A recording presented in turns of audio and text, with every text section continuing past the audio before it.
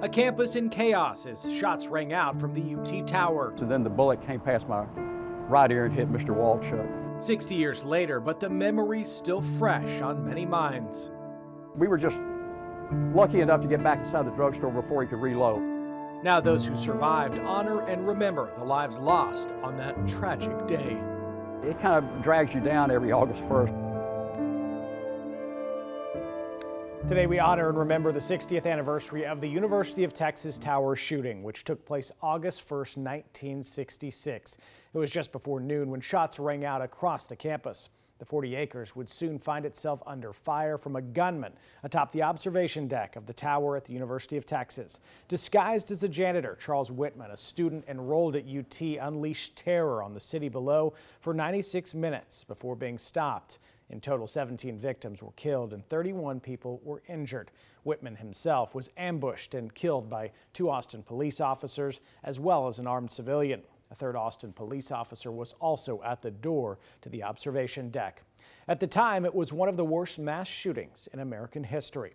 To honor those many lives lost, visitors to the University of Texas campus can stop by the UT Tower Shooting Memorial. For years, many felt the events of that day were not properly acknowledged. A memorial known as Tower Garden was unveiled just north of the tower in 1999, creating a dedicated space for reflection and remembrance. Then on the 50th anniversary of the shooting in 2016, the university added a new memorial plaque and rededicated the garden as part of a broader effort to fully recognize and honor those who lost their lives. Jim Bryce, who witnessed the shooting, stops by often. Are there still moments when it still feels like it happened yesterday? Yes, like now. Yeah, exactly. I didn't sleep very well the last few days. Yeah, it happens. You think about it, something reignites it. There probably isn't a day that goes by that I don't feel it to some degree, say a little prayer, think about people, etc. Because it's constantly with you. For those who lived through that day, August 1st serves as a day to honor and reflect on the many lives lost, but it also brings up many memories that can be hard to discuss. Here's my story with my friend Forrest Priest, who so kindly walked the drag once again to share his story and to remember those who aren't still with us today. Sometimes a ride down memory lane can be difficult. When you pass the tower here, I mean, you said you always kind of look up. Yeah, absolutely. Yep. Absolutely, there it is. The UT Tower, a constant reminder for Forrest Priest of the day Charles Whitman opened fire on dozens of people in and around the campus. It kind of drags you down every August 1st. Every view of the tower or any time he hears the bells chime. Can you hear it? He remembers.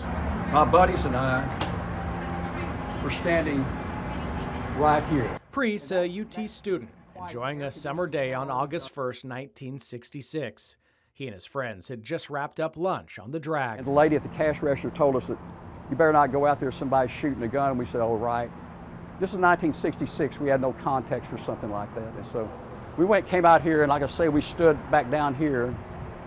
We're trying to figure out what's going on. Priest said they thought it might just be fireworks, but it was much worse. And I said, okay, guys, this is nothing. I'm going on. I turned to my right, and my body refused to move any further for some reason. And the same thing happened to my buddies, David and Tom. And we all just stood here for about 10 seconds, and then the bullet came past my right ear and hit Mr. Walchuk.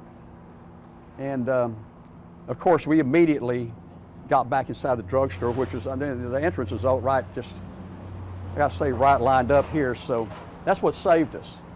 Whitman would continue firing on people down the drag as Priest and his friends took cover inside. We were safely back inside, and that's when he saw Claudia Rutt and Paul Sontag down there, and they both got killed.